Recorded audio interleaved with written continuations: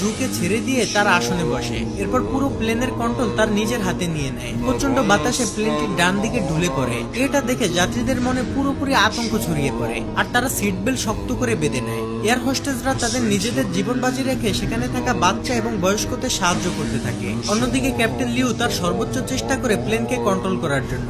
Liu হঠাৎ প্লেনটিকে বাম দিকে মোড় দিয়ে জুকে বাহির থেকে ককপিটের ভিতরে নিয়ে আসে। এর ফলে হঠাৎ ককপিটের দরজা খুলে যায় এবং প্রচন্ড বাতাস ভিতরে ঢুকতে থাকে।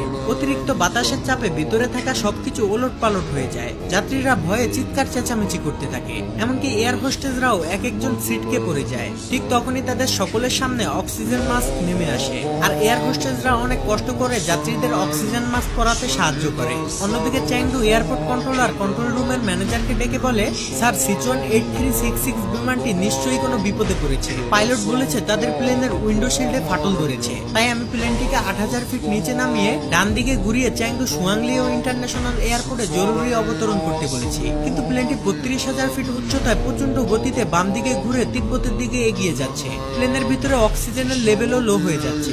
এতে তো প্লেন ক্র্যাশ করতে পারে। আমি ক্যাপ্টেনের সাথে যোগাযোগ করার চেষ্টা করছি, কিন্তু ক্যাপ্টেন কোনো রিপ্লাই দিচ্ছে না। প্লেনের সাথে রেডিও কানেকশন বিচ্ছিন্ন হয়ে গিয়েছে, শুধুমাত্র রাডারের সাথে কানেকশন আছে।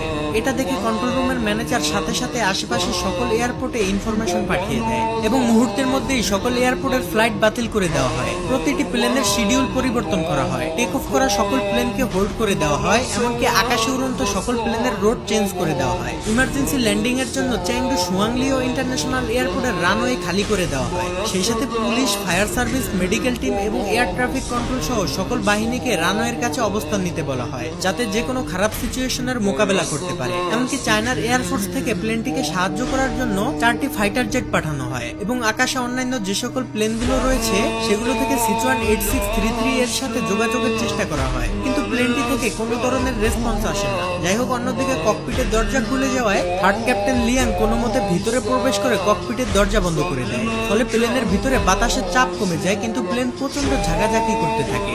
লিয়াং ককপিটে ঢুকে দেখতে পায় ক্যাপ্টেন লিও ঠান্ডায় প্রচন্ড কাঁপছে আর অক্সিজেনের অভাবে কোপাইলট জু অজ্ঞান হয়ে যাচ্ছে।